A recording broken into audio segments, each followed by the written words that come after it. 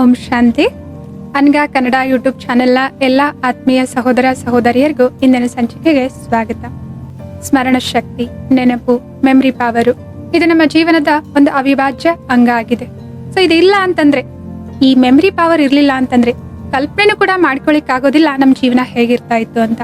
ನಾವ್ ಯಾರಾಗಿದ್ದೇವೆ, ಎಲ್ಲಿ ವಾಸ ಮಾಡ್ತಾ ಇದ್ದೇವೆ, ನಮ್ಮ ಹೆಸರು ಏನಾಗಿದೆ, ನಾವ್ ಯಾರ್ಯಾರ ಜೊತೆ ಸಂಬಂಧಗಳನ್ನ ಜೋಡಿಸಿದ್ದೇವೆ, ಅಥವಾ ನಿನ್ನೆ ಏನ್ ಮಾಡಿದ್ವಿ, ನಾಳೆ ಏನ್ ಮಾಡ್ಬೇಕು ಅಂತ ಅಂದ್ಕೊಂಡಿದ್ದೇವೆ, ಅಥವಾ ಇವಾಗ ಏನ್ ಮಾಡ್ತಾ ಇದ್ದೇವೆ, ಎಲ್ಲಿ ಕೆಲಸ ಮಾಡ್ತಾ ಇದ್ದೇವೆ, ಇದು ಯಾವುದು ನಮ್ಗೆ ನೆನಪೇ ಇರ್ಲಿಲ್ಲ ಅಂತಂದ್ರೆ, ಸ್ಮರಣೆನೇ ಇರ್ಲಿಲ್ಲ ಅಂತಂದ್ರೆ ಹೇಗಿರ್ತಾ ಇತ್ತು ಆ ಜೀವನ.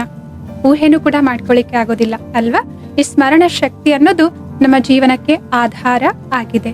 ಸೊ ಎಲ್ಲವನ್ನು ಕೂಡ ಇದು ಜೋಡಿಸ್ಬಿಟ್ಟು ಇಡ್ತಾ ಇದೆ. ನಿನ್ನೆ ಏನಾಗಿತ್ತು, ಇವತ್ತೇನಾಗ್ತಾ ಇದೆ, ನಾಳೆ ಏನ್ ಮಾಡ್ಬೇಕು ಅನ್ಕೊಂಡಿದೀವಿ, ಎಲ್ಲಾ ಸ್ಮರಣೆಗಳನ್ನ ಇದು ಜೋಡಿಸ್ತಾ ಇದೆ.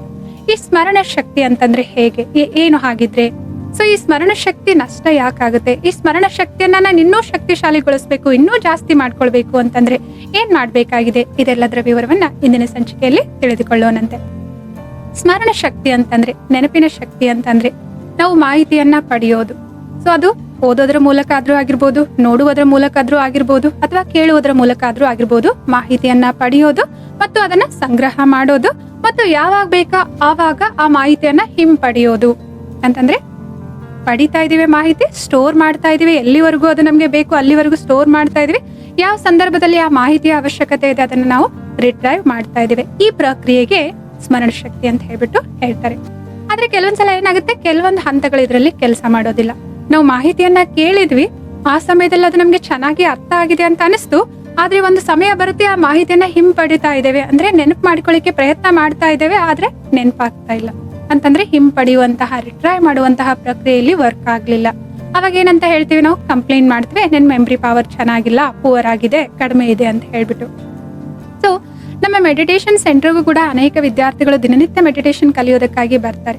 ಅವರಿಗೆ ನಾವು ಮೊದಲು ಇಂಟ್ರೊಡಕ್ಷನ್ ಕೋರ್ಸ್ ಅಂತ ಹೇಳ್ಬಿಟ್ಟು 7 ದಿನಗಳ ಕಾಲ ತೆಗೆದುಕೊಳ್ತೇವೆ. ಮೊದಲನೇ ದಿನ ಲೆಸನ್ ಆದ್ಮೇಲೆ ಎರಡನೇ ದಿನದ ಲೆಸನ್ ಸ್ಟಾರ್ಟ್ ಮಾಡೋಕ್ಕಿಂತ ಮೊದಲು ಪ್ರಶ್ನೆ ಕೇಳ್ತೀವಿ, ಹಿಂದಿನ ದಿನ ನಾವ್ ಏನ್ ಕಲಿತ್ಕೊಂಡ್ವಿ ಅಂತ ಹೇಳ್ಬಿಟ್ಟು.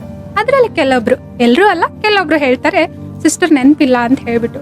ಸರಿ, ನಿನ್ನೆ ಅರ್ಥ ಆಯ್ತಾ ಅಂತ ಕೇಳಿದಕ್ಕೆ, ಹಾ ಅರ್ಥ ಆಯ್ತು, ಚೆನ್ನಾಗಿ ಅನಿಸ್ತು, ಅದಕ್ಕೆ ಇವತ್ತು ಬಂದಿದ್ದು, ಆದ್ರೆ ನನ್ಗೆ ನೆನಪು ಉಳಿಯೋದಿಲ್ಲ, ನನ್ನ ಮೆಮರಿ ಪವರ್ ಸ್ವಲ್ಪ ಕಡಿಮೆ ಅಂತ ಹೇಳ್ತಾರೆ. ಸೊ ಈ ಸ್ಮರಣೆಯ ಶಕ್ತಿ ಕಡಿಮೆ ಅಂತ ಕಂಪ್ಲೇಂಟ್ ಮಾಡೋದು ಕೇವಲ ಕೆಲವರದ್ದು ಮಾತ್ರ ಅಲ್ಲ, ಅನೇಕ ವಿದ್ಯಾರ್ಥಿಗಳು ಕೂಡ. ಅವರಿಗೆ ಮೆಮರಿ ಪವರ್ ತುಂಬಾ ಅವಶ್ಯಕವಾಗಿರುತ್ತೆ, ಮುಖ್ಯವಾದ ಅಂಶ ಆಗಿರುತ್ತೆ. ಅಂತವರು ಕೂಡ ಏನ್ ಮಾಡ್ತಾರೆ, ಕೆಲವೊಂದ್ಸಲ ಇದ್ರ ಬಗ್ಗೆ ಕಂಪ್ಲೇಂಟ್ ಮಾಡ್ತಾರೆ. ಸೊ ಸ್ಕೂಲಲ್ಲಿ ಓದುವಂತ ಮಕ್ಕಳಾಗಿರ್ಬೋದು, ಕಾಲೇಜಲ್ಲಿ ಓದುವಂತ ವಿದ್ಯಾರ್ಥಿಗಳಾಗಿರ್ಬೋದು. ಸೊ ಅವ್ರಿಗೆ ಓದಿರ್ತಾರೆ, ಆದ್ರೆ ಎಕ್ಸಾಮ್ ಟೈಮಲ್ಲಿ ಅವ್ರಿಗೆ ಸರಿಯಾಗಿ ಸ್ಮರಣೆ ಬರೋದಿಲ್ಲ, ನೆನಪಿಗೆ ಬರೋದಿಲ್ಲ ಅಂತ ಹೇಳ್ಬಿಟ್ಟು. ಅದೇ ಎಕ್ಸಾಮ್ ಮುಗಿದ ತಕ್ಷಣ ಎಕ್ಸಾಮ್ ಹಾಲಿಂದ ಹೊರಗಡೆ ಬಂದ್ರು ಅಂತಂದ್ರೆ ಮತ್ತೆ ಎಲ್ಲ ನೆನಪಿಗೆ ಬರುತ್ತೆ ಅಂತ ಹೇಳ್ತಾರೆ. ಯಾಕೆ, ಏನ್ ಸಮಸ್ಯೆ ಇಲ್ಲಿ, ಯಾಕೆ ಹೀಗಾಗುತ್ತೆ ಹಾಗಿದ್ರೆ? ಸೊ ಏನ್ ಸಮಸ್ಯೆ ಏನು ಅಂತಂದ್ರೆ, ನಾವು ಓದಿದ್ದೇವೆ, ಆ ಇನ್ಫಾರ್ಮೇಶನ್ ನಮ್ಮ ಒಳಗಡೆ ಇದೆ, ಆದ್ರೆ ಬೇಕಾದ ಸಮಯದಲ್ಲಿ ಅದನ್ನ ರಿಟ್ರೈವ್ ಮಾಡ್ಕೊಳ್ಳಿಕ್ಕೆ ಆಗ್ತಾ ಇಲ್ಲ. ಯಾಕೆ ಅಂತಂದ್ರೆ, ಕಲ್ಪನೆ ಮಾಡಿ ಒಂದು ರೂಮ್ ಇದೆ, ಆ ರೂಮಲ್ಲಿ ಸಾವಿರಾರು ಬುಕ್ಗಳನ್ನ ಒಂದು ರಾಶಿ ರೂಪದಲ್ಲಿ, ಒಂದು ಗುಡ್ಡೆಯ ರೂಪದಲ್ಲಿ ರಾಶಿಯಾಗಿ ಇಟ್ಟಿದ್ದೀರಾ. ಚಲ್ಲಾಪಿಲ್ಲಿ ಆಗಿದೆ, ಆ ರೂಮ್ ತುಂಬಾ ಬುಕ್ಗಳೇ ಇರೋದು. ನಿಮ್ ಬೇಕಾಗಿರುವಂತ ಎಲ್ಲಾ ಪುಸ್ತಕಗಳಿದಾವೆ, ಆದ್ರೆ ಆ ರೂಮ್ ಅಲ್ಲಿ ನೀವು ಆ ಪುಸ್ತಕಗಳನ್ನ ಇಟ್ಟಿದ್ದೀರಾ. ಸೊ ನಿಮ್ಗೆ ಇವಾಗ ಒಂದು ಅರ್ಧ ಗಂಟೆಯಲ್ಲಿ ಯಾವುದೋ ಒಂದು ಟಾಪಿಕ್ ಬಗ್ಗೆ ರೆಡಿ ಆಗ್ಬಿಟ್ಟು ಲೆಕ್ಚರ್ ಕೊಡ್ಬೇಕು, ಸ್ಪೀಚ್ ಮಾಡ್ಬೇಕಾಗಿದೆ. ಅದಕ್ಕೆ ಬೇಕಾಗಿರುವಂತಹ ಪುಸ್ತಕ ನಿಮ್ಮ ಹತ್ರ ಇದೆ, ಆದ್ರೆ ಆ ರೂಮ್ ಅಲ್ಲಿ ಇದೆ. ನೀವು ಹೋಗ್ಬಿಟ್ಟು ಆ ರೂಮ್ ಡೋರ್ ಅನ್ನ ಓಪನ್ ಮಾಡ್ತೀರಾ, ಎಲ್ಲಾ ಬುಕ್ಗಳು ಚಿಲ್ಲಾಪಿಲ್ಲಿ ಆಗಿದೆ. ಅದು ಏನಾಗಿದೆ, ಪುಸ್ತಕಗಳ ರಾಶಿನೇ ಅಲ್ಲಿದೆ. ಅಲ್ಲಿ ಹುಡುಕಿದ್ರೆ ಆ ಪುಸ್ತಕ ಸಿಗುತ್ತೆ, ಆದ್ರೆ ನಿಮಗಿರೋದು ಸಮಯ ಅರ್ಧ ಗಂಟೆ ಮಾತ್ರ. ಆಗ ಅರ್ಧ ಗಂಟೆಯಲ್ಲಿ ಆ ಪುಸ್ತಕವನ್ನ ಹುಡುಕ್ಲಿಕ್ಕೆ ಸಾಧ್ಯನೇ ಆಗೋದಿಲ್ಲ. ಯಾಕೆಂತಂದ್ರೆ ಎಲ್ಲಿದೆ ಅಂತ ಗೊತ್ತಿಲ್ಲ ಅಲ್ವಾ, ಎಲ್ಲಾನು ನೀವು ತೆಗ್ದು ನೋಡ್ಬೇಕಾಗುತ್ತೆ.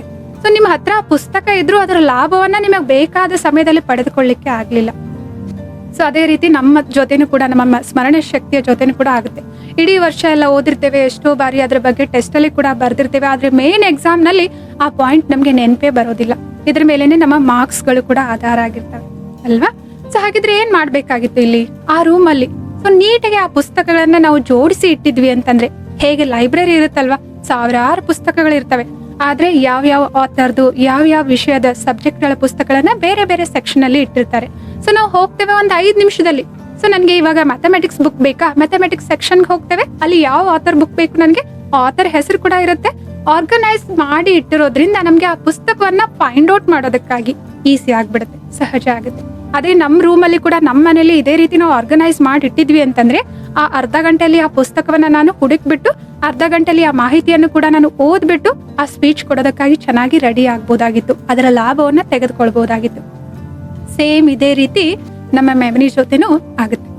ನಾವು ಸಿಲಾಬಸ್ಗಳನ್ನ ಓದ್ತಾ ಇದ್ದೇವೆ, ಮಾಹಿತಿಗಳನ್ನ ಸಂಗ್ರಹ ಮಾಡ್ತಾ ಇದ್ದೇವೆ, ಲೆಕ್ಚರ್ಸ್ ಕೇಳ್ತಾ ಇದ್ದೇವೆ, ಸೆಷನ್ಸ್ ಅಟೆಂಡ್ ಆಗ್ತಾ ಇದ್ದೇವೆ, ಯೂಟ್ಯೂಬ್ ಅಲ್ಲಿ ಕೂಡ ಕ್ಲಾಸಸ್ಗಳನ್ನ ಕೇಳ್ತಾ ಇದ್ದೇವೆ, ಮನೇಲಿ ಕೂತ್ಕೊಂಡು ಓದ್ತಾ ಇದ್ದೇವೆ. ಆದ್ರೆ ಅದನ್ನ ಸರಿಯಾದ ರೀತಿಯಲ್ಲಿ ಆರ್ಗನೈಸ್ ಮಾಡ್ತಾ ಇಲ್ಲ. ಮೈಂಡ್ ನಲ್ಲಿ ಎಲ್ಲ ಇನ್ಫಾರ್ಮೇಶನ್ ಹಾಕ್ತಾನೆ ತೆಗೆದುಕೊಳ್ತಾನೆ ಇದ್ದೇವೆ. ಆದ್ರೆ ಎಷ್ಟು ರಿಜಿಸ್ಟರ್ ಆಗ್ತಾ ಇದೆ ಅದು ಬ್ರೈನ್ ಅಲ್ಲಿ, ಮೈಂಡ್ ಅಲ್ಲಿ ಎಷ್ಟು ಅದು ಉಳಿತಾಯ ಆಗ್ತಾ ಇದೆ, ಸಂಗ್ರಹ ಆಗ್ತಾ ಇದೆ, ಅದ್ರ ಕಡೆ ನಾವು ಗಮನ ಕೊಡ್ತಾ ಇಲ್ಲ.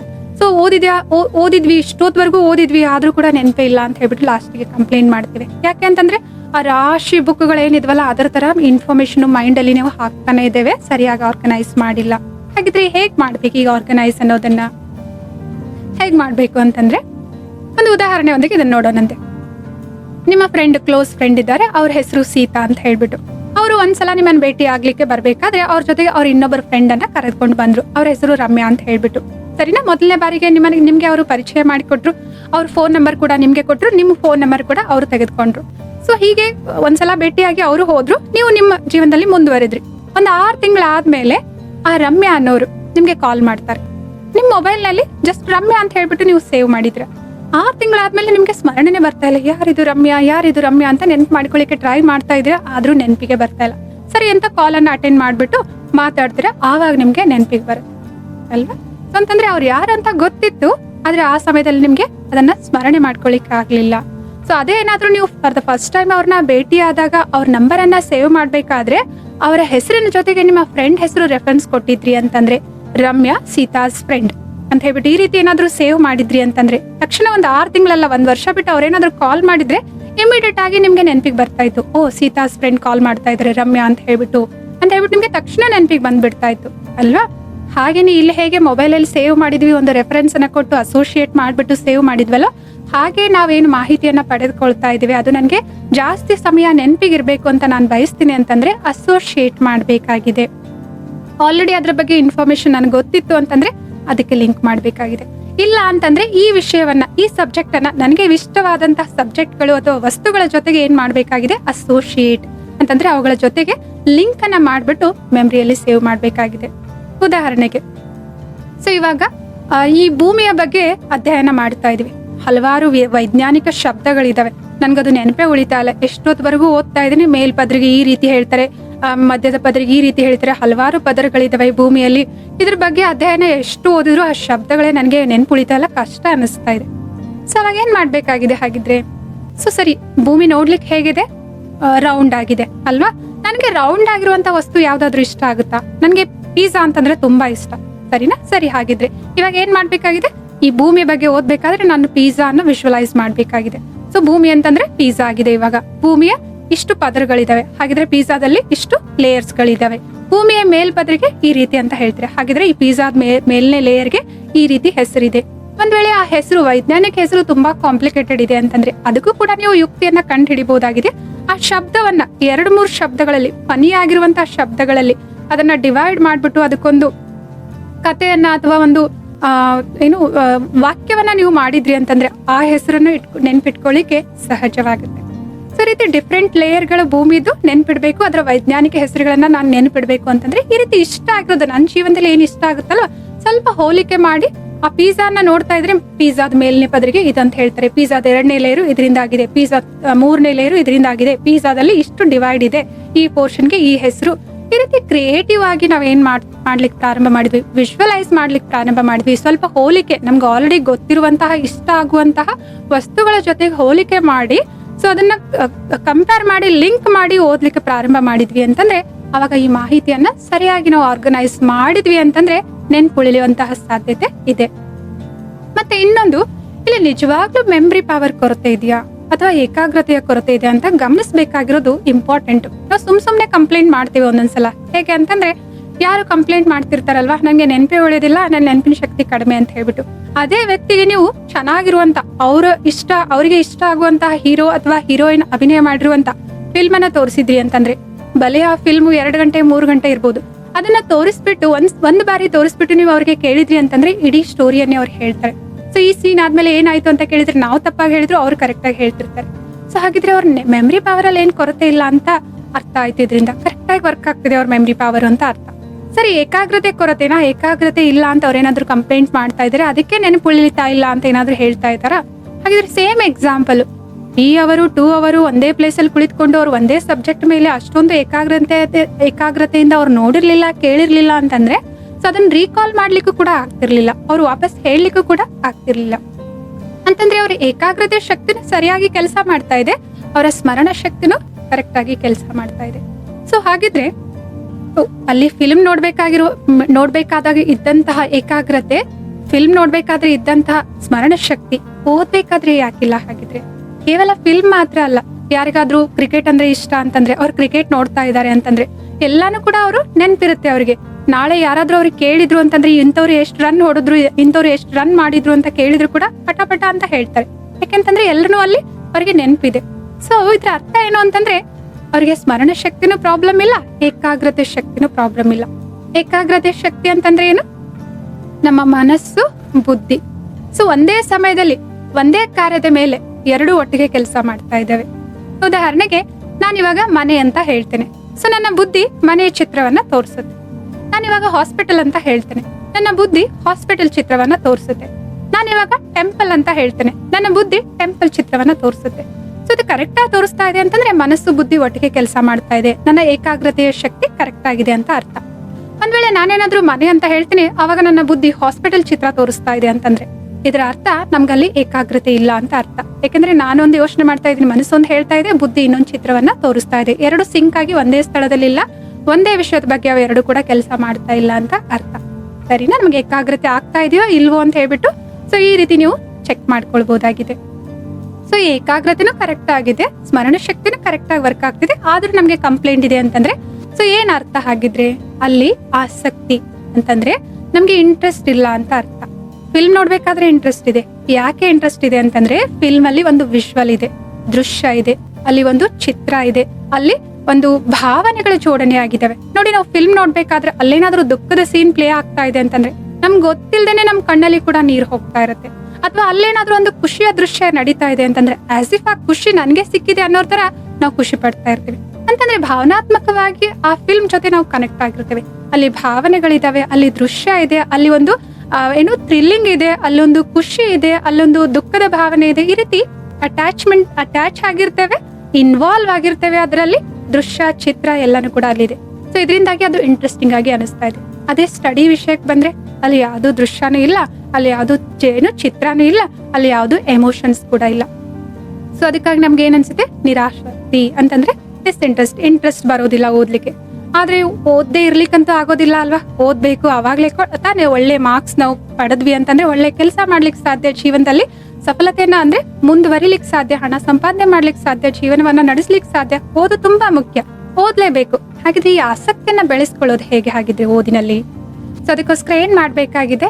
ಈ ಓದಿನಲ್ಲಿ ಕೂಡ ದೃಶ್ಯಗಳನ್ನ ರಚನೆ ಮಾಡ್ಬೇಕಾಗಿದೆ, ಈ ಓದಿನಲ್ಲಿ ಕೂಡ ಎಮೋಷನ್ಸ್ ಅನ್ನ ಆಡ್ ಮಾಡ್ಬೇಕಾಗಿದೆ, ಈ ಓದಿನಲ್ಲಿ ಕೂಡ ಚಿತ್ರಗಳನ್ನ ನಿರ್ಮಾಣ ಮಾಡ್ಬೇಕಾಗಿದೆ, ಈ ಓದಿನಲ್ಲಿ ಕೂಡ ಖುಷಿ ಪಡ್ಬೇಕಾಗಿದೆ. ಕೆಲವೊಂದ್ಸಲ ಡಿಫ್ರೆಂಟ್ ಆಗಿರುವಂತಹ ಮಿಕ್ಕಿ ಮೌಸ್ ತರ ಚಿತ್ರಗಳನ್ನ ಮಾಡ್ಬಿಟ್ಟು ಫನಿ ಆಗಿರುವಂತಹ ಸ್ಟೋರಿಗಳನ್ನ ರಚನೆ ಮಾಡಿದ್ವಿ ಅಂತಂದ್ರೆ ಈ ಓದು ಕೂಡ ಏನಾಗುತ್ತೆ? ಆ ಫಿಲ್ಮ್ ತರ ಅಥವಾ ಕ್ರಿಕೆಟ್ ಮ್ಯಾಚ್ ನೋಡ್ತಾ ಇದೀವಲ್ಲ ಅದ್ರ ತರ ನಮ್ಗೆ ಇದೇನ್ ಮಾಡುತ್ತೆ? ಆಸಕ್ತಿದಾಯಕ ಅನ್ಸುತ್ತೆ ಮತ್ತು ಜಾಸ್ತಿ ಸಮಯದವರೆಗೂ ನೆನ್ಪುಳಿಲಿಕ್ಕೆ ಸಾಧ್ಯ ಆಗುತ್ತೆ. ಹಾಗಾದ್ರೆ ಹೇಗ್ ಮಾಡೋದು ಈ ಕಾರ್ಯವನ್ನ? ಸೊ ಯಾವಾಗ್ಲೇ ನೀವು ಲೆಕ್ಚರ್ ಕೇಳ್ತಾ ಇದ್ದೀರಾ ಅಂತಂದ್ರೆ ನಿಮ್ಗೆ ಆ ಸಮಯದಲ್ಲಿ ಅನ್ಸುತ್ತೆ ನನ್ಗೆ ಅರ್ಥ ಆಗ್ತಾ ಇದೆ ಅಂತ ಹೇಳ್ಬಿಟ್ಟು. ಸೊ ಅರ್ಥ ಆದ್ಮೇಲೆ ಕೂಡ ನಿಮ್ಗೆ ಒಂದ್ಸಲ ಮನೆಗೆ ಬಂದು ಓದ್ತಾ ಇರ್ತೀರಲ್ವಾ, ಆ ಟೈಮಲ್ಲಿ ನೀವೇನ್ ಓದ್ತಾ ಇದೀರಲ್ವಾ ಅದನ್ನ ವಿಜುವಲೈಸ್ ಮಾಡ್ತಾ ಹೋಗಿ. ಕೆಲವೊಂದು ಸ್ಟೋರಿಗಳ ರೂಪದಲ್ಲೇ ಇರ್ತವೆ. ಈಗ ಲ್ಯಾಂಗ್ವೇಜಸ್ ಎಲ್ಲ ಇದಾವೆ ಅಂತಂದ್ರೆ ಮೋಸ್ಟ್ ಆಫ್ ದ ಟೈಮ್ ಅದರಲ್ಲಿ ಸ್ಟೋರಿಗಳೇ ಇರ್ತವೆ ಅಲ್ವಾ, ಕಥೆಗಳೇ ಇರ್ತವೆ. ಯಾಕಂದ್ರೆ ಅಲ್ಲಿ ಲ್ಯಾಂಗ್ವೇಜ್ ಕಲ್ಸೋದಕ್ಕೋಸ್ಕರ ಡಿಫ್ರೆಂಟ್ ಕ್ಯಾರೆಕ್ಟರ್ ಇರುವಂತಹ ಸ್ಟೋರಿಗಳೇ ಇರ್ತವೆ. ಸೊ ಅವುಗಳನ್ನೆಲ್ಲ ನೀವೇನ್ ಮಾಡಬಹುದು? ಹೇಗೆ ಓದ್ತಾ ಇದ್ದೀರಲ್ವಾ ಹಾಗೆ ವಿಷನ್ಸ್ ಕ್ರಿಯೇಟ್ ಮಾಡ್ತಾ ಹೋದ್ರಿ, ಅದನ್ನ ಒಂದು ಫಿಲ್ಮ್ ತರ ನೀವು ನೋಡ್ತಾ ಇದ್ದೀರಾ ಅಂತಂದ್ರೆ ಅವಾಗ ಏನಾಗುತ್ತೆ? ರೆಜಿಸ್ಟರ್, ನಿಮ್ಮ ಮೆಮರಿಯಲ್ಲಿ ರೆಜಿಸ್ಟರ್ ಹೇಗಾಗ್ತಾ ಇದೆ? ಅದು ಚಿತ್ರಗಳ ಜೊತೆಗೆ ಅಸೋಸಿಯೇಟ್ ಆಗ್ಬಿಟ್ಟು ಸ್ಟೋರ್ ಆಗ್ತಾ ಇದೆ ಅಲ್ವಾ. ನೀವು ಓದಿದ್ದನ್ನ ವಿಜುವಲೈಸ್ ಮಾಡ್ತಾ ಇದ್ದೀರಾ ಅಂತಂದ್ರೆ ಒಂದು ಆರ್ಗನೈಸ್ಡ್ ರೂಪದಲ್ಲಿ ಆ ಮಾಹಿತಿಯನ್ನ ನೀವೇನ್ ಮಾಡ್ತಾ ಇದ್ದೀರಾ? ಶೇಖರಣೆ ಅಥವಾ ಸಂಗ್ರಹ ಮಾಡ್ತಾ ಇದ್ದೀರಾ. ಸೊ ಅವಾಗ ಏನಾಗುತ್ತೆ? ನಿಮ್ಗೆ ತಟ್ ಅಂತ ಹೇಳ್ಬಿಟ್ಟು ನೆನಪಿಗೂ ಕೂಡ ಬರುತ್ತೆ. ಇಲ್ಲಿ ಚಾಲೆಂಜಿಂಗ್ ಆಗಿರೋ ವಿಷಯ ಅಂತಂದ್ರೆ ವಿಜ್ಞಾನ ಆಗಿರ್ಬೋದು, ಅಥವಾ ಯಾಕಂದ್ರೆ ಡಿಫ್ರೆಂಟ್ ಪದಗಳು, ಸೈಂಟಿಫಿಕ್ ಆಗಿರುವಂತಹ ಶಬ್ದಗಳಿರ್ತವೆ. ಈ ಸೈಂಟಿಫಿಕ್ ಆಗಿರೋ ಶಬ್ದಗಳನ್ನು ಕೂಡ ನೀವು ಈಗ ಪ್ಯಾರಾಗ್ರಾಫ್ ಇದೆ ಅಂತಂದ್ರೆ ಅವುಗಳಲ್ಲಿ ಕೀವರ್ಡ್ಗಳನ್ನ ಫೈಂಡ್ ಔಟ್ ಮಾಡಿ ಆ ಕೀವರ್ಡ್ಗಳನ್ನ ನೀವು ಜೋಡಿಸ್ಬಿಟ್ಟು ಒಂದು ಸ್ಟೋರಿಯನ್ನ ಮಾಡಿದ್ರಿ ಅಂತಂದ್ರೆ ಆ ಎಲ್ಲಾ ಕೀವರ್ಡ್ಗಳಿಂದನೂ ಕೂಡ ನೀವೇನ್ ಮಾಡ್ಬೋದು, ಉತ್ತರವನ್ನ ಬರೀಲಿಕ್ಕೆ ಸಾಧ್ಯ ಇದೆ. ಫಾರ್ ಎಕ್ಸಾಂಪಲ್, ಈ ರೀತಿ ಒಂದು ಪ್ರಶ್ನೆ, ವಾಯು ಮಾಲಿನ್ಯ ಯಾಕೆ ಉಂಟಾಗುತ್ತೆ, ಅದಕ್ಕೆ ಕಾರಣಗಳೇನು ಅಂತ ಹೇಳ್ಬಿಟ್ಟು. ವಾಯು ಮಾಲಿನ್ಯಕ್ಕೆ ಕಾರಣಗಳು ಒಂದು 5-6 ನಾವೇನಾದ್ರೂ ಹೇಳ್ತಾ ಇದೀವಿ. ಈ ಪ್ರಶ್ನೆ ಒಂದು 2 ಮಾರ್ಕ್ಸ್ದು ಅಥವಾ 3 ಮಾರ್ಕ್ಸ್ದು ಇದೆ ಅಂತಂದ್ರೆ ಒಂದು 5 ಉತ್ತರ ನಾವು ಬರದ್ವಿ ಸರಿಯಾಗಿ ಅಂತಂದ್ರೆ ಕಂಪ್ಲೀಟ್ ಮಾರ್ಕ್ಸ್ ಅನ್ನ ಪಡಿಲಿಕ್ಕೆ ಸಾಧ್ಯ ಇದೆ. ಆದ್ರೆ ಕೆಲವೊಂದ್ಸಲ ಏನಾಗುತ್ತೆ, 2 ಪಾಯಿಂಟ್ ನೆನಪಿಗೆ ಬರ್ತಾರೆ, 3ನೇ ಪಾಯಿಂಟ್ ಏನಂತ ನೆನಪಿಗೆ ಬರ್ತಾ ಇಲ್ಲ, 3ನೇ ಪಾಯಿಂಟ್ ನೆನಪಿಗೆ ಬರ್ತಾ ಇಲ್ಲ ಅಲ್ವಾ, 4ನೇದು ಬರ್ತಾ ಇಲ್ಲ ಇವಾಗ. ಸೊ ಈ ತರ ಇದ್ರೆ ಹೇಗೆ ಸ್ಟಡಿ ಮಾಡಿ ಇದನ್ನ ನೆನ್ಪಿಟ್ಕೊಳ್ಬೇಕಾಗಿದೆ. ಉದಾಹರಣೆಗೆ ವಾಯು ಮಾಲಿನ್ಯಕ್ಕೆ ಕಾರಣ ಏನು, ಒಂದು ಜಾಸ್ತಿ ಇರುವಂತಹ ವೆಹಿಕಲ್, ಅದರಿಂದ ಬಿಡುಗಡೆ ಆಗ್ತಿರುವಂತಹ ಹೊಗೆಯಿಂದ ಏನಾಗ್ತಾ ಇದೆ, ವಾಯು ಮಾಲಿನ್ಯ ಉಂಟಾಗ್ತಾ ಇದೆ. ಇನ್ನೊಂದು ಕಾರಣ ಡಿಫಾರೆಸ್ಟೇಷನ್ ಅಂತಂದ್ರೆ ಕಾಡುಗಳನ್ನ ನಾವು ಕಡಿತಾ ಇದೀವಿ, ಕಾಡಲ್ಲಿರುವಂತಹ ಗಿಡಗಳನ್ನ ಕಡಿತಾ ಇದೀವಿ, ಮರ ಗಿಡಗಳನ್ನ ಕಡಿತಾ ಇದೀವಿ. ಇದರಿಂದ ಗಾಳಿ ಏನು ಶುದ್ಧ ಆಗ್ಬೇಕಾಗಿತ್ತಲ್ವಾ, ಅದು ಆಗ್ತಾ ಇಲ್ಲ, ಅದರಿಂದ ವಾಯು ಮಾಲಿನ್ಯ ಹಂಗೆ ಇರ್ತಾ ಇದೆ.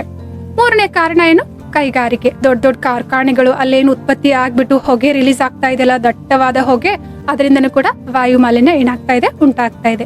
4ನೇ ಕಾರಣ ಅಂತಂದ್ರೆ ಕೆಲವೊಂದ್ಸಲ ಏನಾಗುತ್ತೆ, ಈ ಕಾಡಿನಲ್ಲಿ ಮರಗಳ ಘರ್ಷಣೆಯಿಂದ ದೊಡ್ಡ ಪ್ರಮಾಣದಲ್ಲಿ ಬೆಂಕಿ ಅಂಟ್ಕೊಳ್ಳುತ್ತೆ, ಅಂದ್ರೆ ಬೆಂಕಿ ಉತ್ಪತ್ತಿ ಆಗುತ್ತೆ, ಅದು ತುಂಬಾ ಜೋರಾಗಿ ಹರಡುತ್ತೆ, ಅವಾಗ್ಲೂ ಕೂಡ ದಟ್ಟವಾದ ಹೊಗೆ ಬಿಡುಗಡೆ ಆಗುತ್ತಲ್ವಾ, ಅದರಿಂದನೂ ಕೂಡ ವಾಯು ಮಾಲಿನ್ಯ ಉಂಟಾಗುತ್ತೆ. 5ನೇದಾಗಿ ಏನು ಕಸ ಕಡ್ಡಿ ಎಲ್ಲ ಹೊಲ ಗದ್ದೆಯಲ್ಲಿ ಕೂಡ ಎಲ್ಲ ಬೆಳೆ ತೆಗೆದ್ ಆದ್ಮೇಲೆ ಕೆಲವೊಂದ್ಸಲ ಕಸ ಉಳಿದಿರುತ್ತೆ, ಅಥವಾ ನಮ್ದೇ ನಗರದ್ದು ಕೂಡ ಎಲ್ಲ ತ್ಯಾಜ್ಯ ಇರುತ್ತಲ್ವಾ, ಅದೊಂದು ಕಡೆ ದೊಡ್ಡದಾಗಿ ಡಿಗ್ಗಿ ಹಾಕ್ಬಿಟ್ಟು ಒಂದ್ಸಲ ಅದಕ್ಕೆ ಬೆಂಕಿ ಹಚ್ತಾ ಇರ್ತೀವಿ, ಅವಾಗ್ಲೂ ಕೂಡ ದೊಡ್ಡ ಪ್ರಮಾಣದ ಹೊಗೆ ಬಿಡುಗಡೆ ಆಗುತ್ತೆ, ಅದರಿಂದನೂ ಕೂಡ ವಾಯು ಮಾಲಿನ್ಯ ಉಂಟಾಗುತ್ತೆ. ಈ ರೀತಿ ಒಂದು 5 ಪಾಯಿಂಟ್ ಇದಾವೆ ಅನ್ಕೊಳ್ಳಿ. ಇದನ್ನ ನೆನ್ಪಿಟ್ಕೊಳ್ಬೇಕು. ನಾವು ಬಾಯಾಟ್ ಮಾಡ್ತಾ ಇದ್ದೇವೆ, ಸ್ವಲ್ಪ ಹೊತ್ತು ನೆನಪಿರುತ್ತೆ, 1-2 ದಿನ ಅದನ್ನ ರಿವಿಷನ್ ಮಾಡ್ಲಿಲ್ಲ ಅಂತಂದ್ರೆ ಮರ್ತೇ ಹೋಗ್ಬಿಡುತ್ತೆ ಅಲ್ವಾ. ಈ ರೀತಿ ಸಮಸ್ಯೆ ನಾವೆಲ್ಲ ಎದುರಿಸ್ತೇವೆ. ಹಾಗಿದ್ರೆ ಇದನ್ನ ಹೇಗೆ ನೆನ್ಪಿಟ್ಕೊಳ್ಳೋದು? ಈ 5 ಪಾಯಿಂಟ್ಗಳನ್ನ ಏನ್ ಮಾಡಿ ಲಿಂಕ್ ಮಾಡಿ ಒಂದು ಫನಿ ಆಗಿರುವಂತ ಸ್ಟೋರಿಯನ್ನ ಕ್ರಿಯೇಟ್ ಮಾಡಿ. ಉದಾಹರಣೆಗೆ ಈಗ ನನ್ಗೆ 5 ಪಾಯಿಂಟ್ ಬರ್ಬೇಕು ಅಂತಂದ್ರೆ ನಾನೊಂದು ಸ್ಟೋರಿ ಕ್ರಿಯೇಟ್ ಮಾಡ್ತಾ ಇದ್ದೀನಿ. ಏನು ಅಂತಂದ್ರೆ, ನಾನೊಂದು ಕಾಡಿಗೆ ಹೋಗ್ತಾ ಇದ್ದೆ, ಸೊ ಅಲ್ಲಿ ಒಂದು ಜೋರಾಗಿ ಶಬ್ದ ಬರ್ತಾ ಇತ್ತು. ಏನ್ ಶಬ್ದ ಅಂತ ಅದನ್ನ ಕೇಳ್ತಾ ಆ ಕಡೆ ಹೋದೆ. ಅಲ್ಲಿ ಸ್ವಲ್ಪ ಜನರು ಕಟ್ಟಿಗೆಯನ್ನ ಕಡಿತಾ ಇದ್ರು, ಅಂತಂದ್ರೆ ಮರವನ್ನ ಕಡಿತಾ ಇದ್ರು. ಅವ್ರನ್ನ ನೋಡ್ತಾ ಇದ್ದೆ, ಅವರು ನನ್ನ ಕಡೆ ತಿರುಗಿ ಬಿಟ್ಟು ನೋಡಿದ್ರು. ಬಹಳ ವಿಚಿತ್ರವಾಗಿದ್ರು, ಅವರು ಭಯಾನಕವಾಗಿದ್ರು ನೋಡ್ಲಿಕ್ಕೆ. ಅವ್ರ ನನ್ನ ನೋಡ್ಬಿಟ್ಟು ಅವ್ರ ಕೈಯಲ್ಲಿ ಕೊಡಲಿ ಇತ್ತು, ಅದನ್ನ ಹಿಡ್ಕೊಂಡ್ಬಿಟ್ಟು ಜೋರಾಗಿ ಓಡ್ ಬರ್ಲಿಕ್ಕೆ ಶುರು ಮಾಡಿದ್ರು. ನಂಗೆ ಭಯ ಆಯ್ತು, ಅಲ್ಲಿಂದ ನಾನು ಕೂಡ ಓಡ್ಲಿಕ್ಕೆ ಶುರು ಮಾಡಿದೆ. ಸ್ವಲ್ಪ ದೂರದಲ್ಲಿ ಒಂದು ಕಾರ್ ಇತ್ತು, ಆ ಕಾರ್ ಓಪನ್ ಆಗಿದೆ, ಕೀಲಿನೂ ಅಲ್ಲೇ ಇದೆ. ಸರಿ, ಇವರಿಂದ ತಪ್ಪಿಸ್ಕೊಳ್ಬೇಕಲ್ವಾ, ನಾನು ಫಾಸ್ಟ್ ಆಗಿ ಹೋಗ್ಬೇಕಲ್ಲ ಅಂತ ಆ ಕಾರಲ್ಲಿ ಕುಳಿತುಕೊಂಡು ಕಾರನ್ನ ಓಡಿಸ್ಲಿಕ್ಕೆ ಶುರು ಮಾಡಿದೆ. ಸರಿ, ಹಿಂದೆ ಅವ್ರು ಇನ್ನೂ ಬರ್ತಾ ಇದಾರ ಅಂತ ನೋಡ್ಬೇಕಂದ್ರೆ ಕಾರಿಂದ ಏನು ಹೊಗೆ ತುಂಬಾ ಬ್ಲಾಕ್ ಕಲರ್ ಅಲ್ಲಿ ಹೊಗೆ ಹೋಗ್ತಾ ಇದೆ. ಆ ಹೊಗೆ ಹಿಂದೆ ಎಲ್ಲ ಆವರಿಸ್ಕೊಂಡಿದೆ. ಅವ್ರು ಬರ್ತಾ ಇದಾರೋ ಇಲ್ವೋ ಅಂತ ನನ್ಗೆ ಗೊತ್ತಾಗ್ತಾ ಇಲ್ಲ. ಅದೇ ಹೆದರಿಕೆಯಲ್ಲಿ ಆ ಕಾರನ್ನ ಓಡಿಸ್ಕೊಂಡು ಹೋದೆ. ಸ್ವಲ್ಪ ದೂರದಲ್ಲಿ ಹೋಗ್ಬಿಟ್ಟು ಆ ಕಾರ್ ನಿಂತು ಹೋಗ್ಬಿಡ್ತು, ಪೆಟ್ರೋಲ್ ಖಾಲಿ ಆಯ್ತು ಅಂತ ಅನ್ಸುತ್ತೆ. ಸರಿ ಅಂತ ಹಿಂದೆ ಏನು ಕಾಣಿಸ್ತಾ ಇಲ್ಲ ಅಲ್ವಾ, ಕಾರಿಂದ ಇಳಿದ್ಬಿಟ್ಟು ಸ್ವಲ್ಪ ಮುಂದೆ ಹೋದ್ರೆ ಒಂದು ದೊಡ್ಡ ಫ್ಯಾಕ್ಟ್ರಿ ಇದೆ, ಕಾರ್ಖಾನೆ ಇದೆ. ಸರಿ ಅಂತ ಹೆದರ್ಕೊಂಡು ಆ ಕಾರ್ಖಾನೆ ಒಳಗಡೆ ಹೋದೆ. ಅಲ್ಲೊಂದು ಲಿಫ್ಟ್ ಓಪನ್ ಆಗಿದೆ. ಸರಿ, ಅದು ಮೇಲೆ ಹೋಗುತ್ತೇನೋ ಅನ್ಕೊಂಡ್ಬಿಟ್ಟು ಆ ಲಿಫ್ಟ್ ಒಳಗಡೆ ಹೋದೆ. ಆ ಲಿಫ್ಟ್ ಒಳಗಡೆ ಹೋದ್ಮೇಲೆ ಎಲ್ಲಿ ಯಾವ್ದು ಪ್ರೆಸ್ ಮಾಡ್ಬೇಕು ಏನು ಗೊತ್ತಾಗ್ತಿಲ್ಲ, ಸ್ವಲ್ಪ ಡಿಫ್ರೆಂಟ್ ಆಗಿದೆ ಲಿಫ್ಟ್. ಸರಿ ಅಂತ ನಿಂತ್ಕೊಂಡ್ಬಿಟ್ಟೆ. ಆ ಲಿಫ್ಟ್ ಪೂರ್ತಿಯಾಗಿ ತುಂಬಾ ಅಂತಸ್ತುಗಳ ಮೇಲೆ ಹೋಯ್ತು, ಲಾಸ್ಟಿಗೆ ಹೋಗಿ ನಿಂತ್ಕೊಳ್ತು. ಸೊ ಅವಾಗ ಬಾಗಿಲು ಓಪನ್ ಆದ್ಮೇಲೆ ನೋಡ್ತಾ ಇದ್ವಿ ತುಂಬಾ ಎತ್ತರದ ಸ್ಥಳಕ್ಕೆ ಬಂದ್ಬಿಟ್ಟಿದೀನಿ ಅಂತ. ವಾಪಸ್ ನೋಡುವಷ್ಟರಲ್ಲಿ ಆ ಲಿಫ್ಟ್ ಕೂಡ ಕ್ಲೋಸ್ ಆಯ್ತು. ಸೊ ಅವಾಗ ನೋಡಿದ್ರೆ ಕೆಮ್ಮು ಬರ್ಲಿಕ್ಕೆ ಶುರು ಆಯ್ತು. ಯಾಕೆಂತಂದ್ರೆ ಆ ಬಿಲ್ಡಿಂಗ್ ಇಂದ ತುಂಬಾ ದೊಡ್ಡ ಪ್ರಮಾಣದಲ್ಲಿ ಏನಾಗ್ತಾ ಇದೆ, ಹೊಗೆ ಬರ್ತಾ ಇದೆ. ಆ ಹೊಗೆಯಿಂದ ನನ್ಗಲ್ಲಿ ಕೆಮ್ಮು ಬರ್ತಾ ಇದೆ. ಸರಿ, ಆ ಕೆಮ್ಮಿಂದ ತಪ್ಪಿಸ್ಕೊಳ್ಬೇಕು, ಆ ಹೊಗೆಯಿಂದ ಸ್ವಲ್ಪ ಬೇರೆ ಕಡೆ ಸ್ಥಳಕ್ಕೆ ಹೋಗ್ಬೇಕು ಅಂತ ಸೊ ನೋಡ್ತಾ ಇದೀನಿ. ಆ ಮೇಲ್ಗಡೆ ಸ್ಥಳದಲ್ಲಿ ಆ ಕಡೆ ಈ ಕಡೆ ಹೋಗ್ತಾ ಇದ್ದೇನೆ. ಮುಂದ್ಗಡೆ ನೋಡ್ತೀನಿ, ಅಲ್ಲಿ ದೊಡ್ಡ ಪ್ರಮಾಣದ ಹೊಗೆ ಬರ್ತಾ ಇದೆ. ಯಾಕೆಂತಂದ್ರೆ ಅಲ್ಲಿ ಕಾಡಿದೆ, ಆ ಕಾಡಲ್ಲಿ ಬೆಂಕಿ ಅಂಟ್ಕೊಂಡಿದೆ. ಸೊ ಬೆಂಕಿಯಿಂದ ದೊಡ್ಡ ಪ್ರಮಾಣದ ಹೊಗೆ ಅಲ್ಲಿ ಕೂಡ ಬ್ಲಾಕ್ ಕಲರ್ ಕಾಣಿಸ್ತಾ ಇದೆ. ಸರಿ ಅಂತ ಅದನ್ನ ನೋಡ್ತಾ ನಾನು ಎಲ್ಲಾದ್ರೂ ಕೆಳಗಡೆ ಇಳಿದು ಹೋಗ್ಲಿಕ್ಕೆ ಬೇರೆ ಏನಾದ್ರೂ ಮಾರ್ಗ ಇದೆಯಾ ಅಂತ ಹೇಳ್ಬಿಟ್ಟು ಹುಡುಕ್ತಾ ಬರ್ಬೇಕಾದ್ರೆ ಒಂದು ಲಿಫ್ಟ್ ಇತ್ತಲ್ಲಿ. ಸರಿ ಅಂತ ಆ ಲಿಫ್ಟ್ ಅಲ್ಲಿ ಹೋದೆ, ಗ್ರೌಂಡ್ ಫ್ಲೋರ್ ಪ್ರೆಸ್ ಮಾಡಿದೆ, ಕೆಳಗಡೆ ಬಂದು ಲಿಫ್ಟ್ ಇಂದ ಹೊರಗಡೆ ಬಂದೆ. ಅಲ್ಲೊಬ್ರು ವ್ಯಕ್ತಿ ನಿಂತ್ಕೊಂಡಿದ್ರು. ಅವ್ರು ಕೇಳಿದ್ರು, ಯಾರು ನೀವು, ಎಲ್ಲಿ ಹೋಗಿದ್ರಿ ಅಂತ ಹೇಳ್ಬಿಟ್ಟು. ನಾನು ಎಲ್ಲಾ ದೃಶ್ಯ ಏನೆಲ್ಲ ಆಯ್ತಲ್ಲ ಘಟನೆಯನ್ನ ಅವ್ರಿಗೆ ಹೇಳ್ದೆ. ಎಲ್ಲಿ ಹೋಗ್ಬೇಕು ನೀವು ಅಂತ ಕೇಳಿದ್ರು. ನಾನು ನನ್ನ ಸ್ಥಳದ ಹೆಸರನ್ನ ಹೇಳ್ದೆ. ಅದಕ್ಕೆ ಆ ವ್ಯಕ್ತಿ ಹೇಳಿದ್ರು, ನಾನು ಆ ಕಡೆನೆ ಹೋಗ್ತಾ ಇರೋದು, ಬನ್ನಿ ನಾನು ಡ್ರಾಪ್ ಮಾಡ್ತೀನಿ ಅಂತ ಹೇಳಿದ್ರು. ಸರಿ ಅಂತ ಅವ್ರ ಕಾರಲ್ಲಿ ಕುಳಿತುಕೊಂಡು ಹೋಗ್ಬೇಕಾದ್ರೆ ಸ್ವಲ್ಪ ಊರಿಂದ ಆಚೆ ದೊಡ್ಡದಾಗಿ ಎಲ್ಲ ಕಸದ ಗುಡ್ಡೆಗಳಿದಾವೆ. ಅಲ್ಲಿ ಅವತ್ತು ಬೆಂಕಿ ಹಚ್ಚಿದ್ರು. ಸ್ವಲ್ಪ ರಸ್ತೆ ಹೋಗ್ಬೇಕಾದ್ರೆ ಕಸದ ಗುಡ್ಡೆಗಳು ಬೆಂಕಿ ಹಚ್ಚಿರೋ ಕಾರಣ ಅಲ್ಲೆಲ್ಲ ಹೊಗೆ ಆವರಿಸ್ಕೊಂಡಿತ್ತು. ಕಾರು ಮುಂದೆ ಸಾಗ್ಬೇಕು ಅಂದ್ರೆ ದಾರಿ ಕಾಣಿಸ್ತಿರ್ಲಿಲ್ಲ, ಸ್ವಲ್ಪ ಕಷ್ಟ ಆಯ್ತು. ಆ ಸ್ವಲ್ಪ ದಾರಿಯನ್ನ ಸಾಗಿದ ನಂತರ ಚೆನ್ನಾಗಿತ್ತು ರಸ್ತೆ ಎಲ್ಲ. ಅವ್ರು ನನ್ಗೆ ನನ್ನ ಊರ ಹತ್ರ ಡ್ರಾಪ್ ಮಾಡ್ಬಿಟ್ಟು ಹೋದ್ರು. ಅವ್ರಿಗೆ ನಾನು ಧನ್ಯವಾದ ಹೇಳ್ದೆ. ಸ್ಟೋರಿ ಅದಕ್ಕೇನ್ ಮೀನಿಂಗೇ ಇರ್ಬೇಕಂತ ಏನಿಲ್ಲ. ನಿಮ್ಗೆ ಹೆಂಗ್ ಬರುತ್ತೋ, ಯಾವ ರೀತಿ ಬರುತ್ತೋ, ತುಂಬಾ ಫನಿ ಆಗಿರುವಂತಹ ಶಾರ್ಟ್ ಆಗಿರುವಂತಹ ಒಂದು ಸ್ಟೋರಿಯನ್ನ ನೀವು ತಯಾರು ಮಾಡ್ಕೊಳ್ಳಿ. ಇವಾಗ ಇದರಲ್ಲಿ 5 ಪಾಯಿಂಟ್ಸ್ ಕ್ಲಿಯರ್ ಆಯ್ತು. ಏನಂತಂದ್ರೆ ವಾಹನದಿಂದ ಹೊಗೆನೂ ಬರ್ತಾ ಇದೆ, ಕಾಡು ಕೂಡ ಕಡಿತಾ ಇದ್ದಾರೆ, ಮತ್ತು ಫ್ಯಾಕ್ಟ್ರಿಯಿಂದನೂ ಕೂಡ ದಟ್ಟ ಪ್ರಮಾಣದ ಹೊಗೆ ಹೋಗ್ತಾ ಇದೆ. ಆ ಫ್ಯಾಕ್ಟ್ರಿ ಮೇಲೆ ನಿಂತ್ಕೊಂಡು ನೋಡಿದಾಗ ಅಲ್ಲಿ ಕಾಡಿಗೆ ಬೆಂಕಿ ಹತ್ತಿ ಅಲ್ಲಿಂದನೂ ಕೂಡ ಹೊಗೆ ಹೋಗ್ತಾ ಇದೆ. ಸರಿ ಅಂತ ನೀವು ಕೆಳಗಡೆ ಇಳಿದು ಆ ಕಾರಲ್ಲಿ ಹೋಗ್ಬೇಕಾದ್ರೆ ದೊಡ್ಡ ದೊಡ್ಡ ಕಸದ ಗುಡ್ಡೆಗಳಿಗೆ ಬೆಂಕಿ ಹಚ್ಚಿದ್ರೆ ಅಲ್ಲಿಂದ ಕೂಡ ಹೊಗೆ ಹೋಗ್ತಾ ಇದೆ. ಈ ಕತೆ ನೆನ್ಪಿಟ್ರಿ ಅಂತಂದ್ರೆ 5 ಪಾಯಿಂಟ್ಸ್ ನೀವು ಬರೀಬಹುದಲ್ವಾ. 2 ಮಾರ್ಕ್ಸ್ ಆದ್ರೂ ಇರ್ಬೋದು, 3 ಮಾರ್ಕ್ಸ್ ಆದ್ರೂ ಇರ್ಬೋದು, ಕಂಪ್ಲೀಟ್ ಮಾರ್ಕ್ಸ್ ಅನ್ನ ನೀವು ತೆಗೆದುಕೊಳ್ಳಿಕ್ಕೆ ಸಾಧ್ಯ ಇದೆ. ಸೊ ಅಂತಂದ್ರೆ ಈ ರೀತಿ ಒಂದು ಲೆಸನ್ ನೀವೇನಾದ್ರೂ ಓದ್ತಾ ಇದ್ರೆ ಅದರಲ್ಲಿ ಪಾಯಿಂಟ್ಸ್ ಗಳನ್ನ ನೀವು ನೋಟ್ ಮಾಡಿಟ್ಕೊಳ್ಬೇಕು. ಆ ಪಾಯಿಂಟ್ಸ್ ಗಳು ಕೆಲವೊಂದ್ಸಲ ನೆನಪಿರಲ್ಲ ಅಂತಂದ್ರೆ ಆ ಪಾಯಿಂಟ್ಸ್ ಗಳಿಗೆ ಲಿಂಕ್ ಮಾಡ್ಬಿಟ್ಟು ಏನ್ ಮಾಡ್ಬೇಕಾಗಿದೆ, ಒಂದು ಸ್ಟೋರಿ ಮಾಡಿಟ್ರಿ ಅಂತಂದ್ರೆ ಆ ಸ್ಟೋರಿ ನೆನಪು ಬಂತು ಅಂತಂದ್ರೆ ಇಡೀ ಪಾಯಿಂಟ್ಸ್ ಗಳೆಲ್ಲ ನಿಮ್ಗೆ ನೆನಪಿಗೆ ಬರ್ತವೆ. ಈ ಟೆಕ್ನಿಕ್ ಅನ್ನು ಕೂಡ ನೀವು ಯೂಸ್ ಮಾಡಬಹುದಾಗಿದೆ. ಸರಿ, ಇದೆಲ್ಲ ಸ್ಟೋರಿಗಳು ರಿಲೇಟೆಡ್ ಆಯ್ತು, ಲ್ಯಾಂಗ್ವೇಜ್ ರಿಲೇಟೆಡ್ ಆಯ್ತು, ಈಸಿ ಆಯ್ತು, ಅದನ್ನ ಮಾಡ್ತೀವಿ. ಹಾಗಿದ್ರೆ ಈ ಮ್ಯಾಥಮೆಟಿಕ್ಸ್ ಎಲ್ಲ ಏನ್ ಮಾಡ್ಬೇಕು, ಈ ಕೆಮಿಸ್ಟ್ರಿ ಎಲ್ಲ ಏನ್ ಮಾಡ್ಬೇಕು? ಅಲ್ಲಿ ನೋಡಿದ್ರೆ ಫಾರ್ಮುಲಾಗಳೇ ಇರ್ತಾವಲ್ವಾ, ಅಲ್ಲಿ ನೋಡಿದ್ರೆ ನಂಬರ್ಸ್ ಇರ್ತಾವಲ್ವಾ, ಇದು ಸ್ವಲ್ಪ ಚಾಲೆಂಜಿಂಗ್ ಅನ್ಸುತ್ತೆ ಅಂತ ನೀವು ಪ್ರಶ್ನೆ ಕೇಳ್ಬೋದು. ಇಲ್ಲಿ ಕೂಡ ಕೆಲವೊಂದು ಯುಕ್ತಿಗಳನ್ನ ಯೂಸ್ ಮಾಡಿದ್ವಿ ಅಂತಂದ್ರೆ ಅದು ಕೂಡ ಸಹಜವಾಗುತ್ತೆ. ಸೊ ಮ್ಯಾಥಮೆಟಿಕ್ಸ್ ಅಲ್ಲಿ ಫಾರ್ಮುಲಾಗಳಲ್ವಾ ಜಾಸ್ತಿ ಇರುತ್ತೆ. ಫಾರ್ಮುಲಾ ಬಂದ್ಬಿಡ್ತು ಅಂತಂದ್ರೆ ಪ್ರಾಬ್ಲಮ್ಗಳನ್ನ ನಾವು ಸಾಲ್ವ್ ಮಾಡ್ಕೊಳ್ಬಹುದು. ಸೊ ಇವಾಗ ನಾವು ಎಲ್ಲಿ ವಾಸ ಮಾಡ್ತಾ ಇದೀವಿ, ಅದು ರೂಮ್ ಆಗಿರ್ಬೋದು, ಮನೆ ಆಗಿರ್ಬೋದು, ಹಾಸ್ಟೆಲ್ ಆಗಿರ್ಬೋದು, ಎಲ್ಲಿ ವಾಸ ಮಾಡ್ತಾ ಇದೀವಲ್ವಾ, ನಮ್ಮ ಸುತ್ತಮುತ್ತ ಅನೇಕ ಸ್ಥಳಗಳಿದಾವೆ. ಉದಾಹರಣೆಗೆ ನಾವು ಕುಳಿತುಕೊಳ್ಳುವಂತಹ ಟೇಬಲ್, ಕುರ್ಚಿ, ಟಿವಿ ಇರ್ಬೋದು, ಅಥವಾ ನಮ್ ಕಬೋರ್ಡ್ ಇರ್ಬೋದು, ಆ ಕಬೋರ್ಡ್ಗೆ 2 ಡೋರ್ ಇರ್ಬೋದು, ಅಥವಾ ಸ್ವಿಚ್ ಇರ್ಬೋದು, ಅಥವಾ ಮೊಬೈಲ್ ಅನ್ನ ಚಾರ್ಜ್ ಇಡುವಂತಹ ಪಾಯಿಂಟ್ ಇರ್ಬೋದು, ವಾಟರ್ ಬಾಟಲ್ ಇರ್ಬೋದು. ಈ ರೀತಿ ಅನೇಕ ಸ್ಥಳಗಳಿದಾವಲ್ವಾ.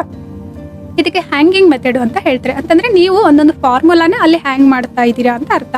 ಇದು ಸ್ಥೂಲವಾಗಿ ಫಿಸಿಕಲ್ ಲೆವೆಲ್ ಅಲ್ಲಿ ಅಲ್ಲ, ಕೆಲವರು ಫಿಸಿಕಲ್ ಲೆವೆಲ್ ಅಲ್ಲಿ ಕೂಡ ಒಂದು ಪೇಪರ್ ಮೇಲೆ ದೊಡ್ಡದಾಗಿ ಬರೆದು ಹಾಕಿರ್ತಾರೆ, ದಿನಾಲು ಅದನ್ನ ನೋಡ್ತಾರೆ ರಿಮೈಂಡ್ ಆಗ್ಲಿ ಅಂತ ಹೇಳ್ಬಿಟ್ಟು. ಅದನ್ನು ಕೂಡ ಮಾಡ್ಬೋದು. ಆದ್ರೆ ಇಲ್ಲಿ ಒಂದೊಂದು ಪಾಯಿಂಟ್ಗೂ ಒಂದೊಂದು ಫಾರ್ಮುಲಾನ ನೀವು ಏನ್ ಮಾಡ್ತಾ ಇದ್ರೆ ಹ್ಯಾಂಗ್ ಮಾಡ್ತಾ ಇದ್ರಿ ಅಂತಂದ್ರೆ ಮೆಂಟಲಿ.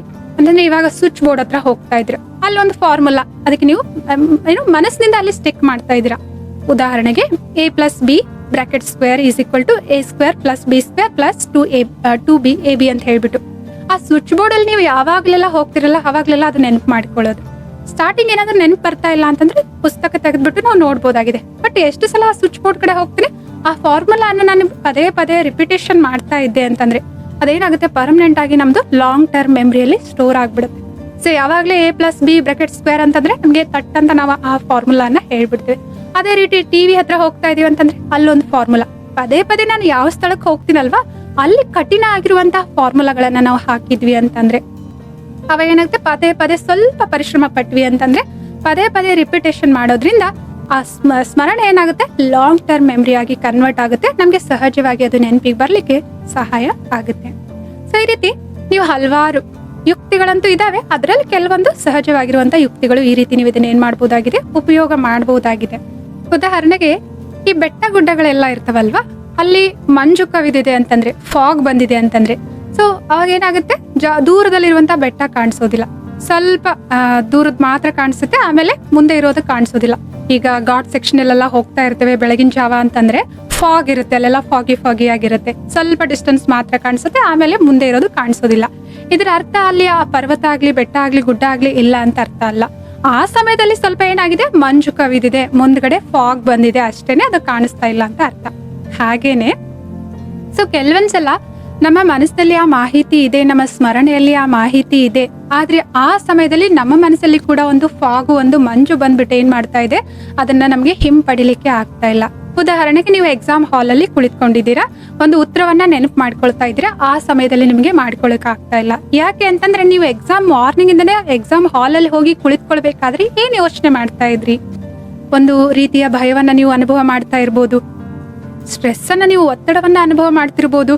ಲಾಸ್ಟ್ ಟೈಮ್ ಈ ಸಬ್ಜೆಕ್ಟ್ ಅಲ್ಲಿ ಚೆನ್ನಾಗಿಲ್ಲ, ಲಾಸ್ಟ್ ಟೈಮ್ ಎಷ್ಟೋ ಜನರು ಇದರಲ್ಲಿ ಫೇಲ್ ಆಗಿದ್ದಾರೆ, ನಾನು ಈ ಸಲ ಏನಾದ್ರೂ ಚೆನ್ನಾಗಿ ಮಾಡ್ಲಿಲ್ಲ, ಇದ್ರಲ್ಲಿ ಏನಾದ್ರೂ ಮಾರ್ಕ್ಸ್ ಕಡಿಮೆ ಬಂದ್ರೆ, ನಂದು ಸ್ಕೋರ್ ಆಗ್ಲಿಲ್ಲ ಅಂತಂದ್ರೆ, ರಿಸಲ್ಟ್ ಕಡಿಮೆ ಬಂತು ಅಂತಂದ್ರೆ ಅಪ್ಪ ಅಮ್ಮನ್ಗೆ ಏನ್ ಹೇಳಿ, ಅಥವಾ ಶಿಕ್ಷಕರಿಗೆ ನಾನು ಏನ್ ಹೇಳಿ, ಅಥವಾ ಫ್ರೆಂಡ್ಸ್ ಅಲ್ಲಿ ನಾನು ಹೇಗೆ ನನ್ನ ಮುಖವನ್ನ ತೋರಿಸ್ಲಿ, ಇದು ನನ್ಗೆ ಈ ಪಾಠ ನಾನು ಓದಿಲ್ಲ ಅಲ್ವಾ, ಅದರಿಂದನೇ ಏನಾದ್ರೂ ಪ್ರಶ್ನೆಗಳು ಬಂದ್ರೆ ನಾನು ಹೇಗ್ ಬರೆಯೋದು, ಅಥವಾ ನನಗೆ ನೆನಪೇ ಬರ್ತಾ ಇಲ್ಲವಲ್ಲ, ಎಷ್ಟು ಸಲ ರಿಹರ್ಸಲ್ ಮಾಡಿದ್ರು ಕೂಡ ನನ್ಗೆ ನೆನಪಾಗ್ತಾ ಇಲ್ವಲ್ಲ, ಇದೇ ಪ್ರಶ್ನೆ ಬಂದ್ಬಿಟ್ರೆ ಏನ್ ಮಾಡ್ಲಿ. ಸೊ ಈ ರೀತಿ ನಾವು ಭಯ ಪಡ್ತಾ ಇದ್ವಿ, ಒತ್ತಡವನ್ನ ಅನುಭವ ಮಾಡ್ತಾ ಇದ್ವಿ ಅಂದ್ರೆ ಕೆಲವೊಂದ್ಸಲ ನೋಡಿ, ಕೆಲವೊಂದು ವಿದ್ಯಾರ್ಥಿಗಳಿಗೆ ಎಕ್ಸಾಮ್ಸ್ ಅಂತಂದ್ರೆ ಹೊಟ್ಟೆ ನೋವು ಬರ್ಲಿಕ್ಕೆ ಶುರು ಆಗುತ್ತೆ, ಅಥವಾ ಬಾಯಿ ಎಲ್ಲ ಡ್ರೈ ಆಗ್ಲಿಕ್ಕೆ ಶುರು ಆಗುತ್ತೆ, ಅಥವಾ ತಲೆ ಭಾರ ಅನಿಸ್ತಿರತ್ತೆ. ಅಂತಂದ್ರೆ ನಾವು ಅನುಭವ ಮಾಡ್ತಿರುವಂತಹ ಆ ಒತ್ತಡ, ಆ ಸ್ಟ್ರೆಸ್ಸು ಅಥವಾ ಆ ಭಯ ಶರೀರದ ಮೇಲೂ ಕೂಡ ಅದರ ಪರಿಣಾಮವನ್ನ ತೋರಿಸ್ತಾ ಇದೆ. ಸೊ ಇದರಿಂದಾಗಿ ಏನಾಗ್ತಾ ಇದೆ, ನಮ್ಮ ಸ್ಮರಣ ಶಕ್ತಿಯನ್ನ ನಾವು ವಾಪಸ್ ಹಿಂಪಡಿಬೇಕಾದ್ರೆ ಆ ಸಮಯದಲ್ಲಿ ಇದೆಲ್ಲಾನು ಕೂಡ ಫಾಗ್ ತರ ಅಥವಾ ಮಂಜಿನ ತರ ಏನಾಗ್ತಾ ಇದೆ, ನಮ್ಮ ಸ್ಮರಣ ಶಕ್ತಿಯನ್ನ ಸುತ್ತುವರೆದಿದೆ. ಸೊ ಅದೇ ನಾವು ಎಕ್ಸಾಮ್ ಹಾಲ್ ಇಂದ ಹೊರಗಡೆ ಬಂದ್ವಿ ಅಂತಂದ್ರೆ ಆ ಭಯ ಆಗ್ಲಿ ಅಥವಾ ಒತ್ತಡ ಆಗ್ಲಿ ಯಾವ್ದು ಇರೋದಿಲ್ಲ ಅಲ್ವಾ. ಅವಾಗ ತಟ್ಟಂತ ಆ ಉತ್ತರ ನನ್ಗೆ ನೆನಪಿಗೆ ಬರ್ಲಿಕ್ಕೆ ಪ್ರಾರಂಭ ಆಗುತ್ತೆ. ಸೊ ಅದಕ್ಕೋಸ್ಕರ ನಮ್ಮ ನೆನಪಿನ ಶಕ್ತಿ ಎಲ್ಲಾ ಸಮಯದಲ್ಲಿ ಸರಿಯಾಗಿ ಕೆಲಸ ಮಾಡ್ಬೇಕು ಅಂತಂದ್ರೆ ನಾವೇನೇನ್ ಕ್ರಮಗಳನ್ನ ಕೈಗೊಳ್ಬೇಕಾಗಿದೆ, ನಮ್ಮ ಸ್ಮರಣ ಶಕ್ತಿನ ಜಾಸ್ತಿ ಮಾಡ್ಕೊಳ್ಬೇಕು, ಸ್ಟ್ರಾಂಗ್ ಆಗಿ ಇಟ್ಕೊಳ್ಬೇಕು ಅಂತಂದ್ರೆ ಏನೇನೆಲ್ಲ ಮಾಡ್ಬೇಕಾಗಿದೆ. ಮೊದಲನೇದಾಗಿ ದಿನನಿತ್ಯ ಸ್ವಲ್ಪ ಧ್ಯಾನದಂತ ಅಭ್ಯಾಸಗಳನ್ನ ಮಾಡ್ಬೇಕು. ಸೊ ಇದರಿಂದ ಏನಾಗುತ್ತೆ, ನಾವು ನಮ್ಮ ಮನಸ್ಸಿನ ಮೇಲೆ ನಿಯಂತ್ರಣವನ್ನ ಪಡೆಯೋದನ್ನ ಸಾಧಿಸ್ತೇವೆ. ದಿನಾಲು ಕುಳಿತುಕೊಂಡು ಕಾನ್ಸಿಯಸ್ ಆಗಿ ಸಕಾರಾತ್ಮಕವಾಗಿ ನಾವು ವಿಚಾರ ಮಾಡೋದನ್ನ ಕಲಿತ್ಕೊಂಡ್ವಿ.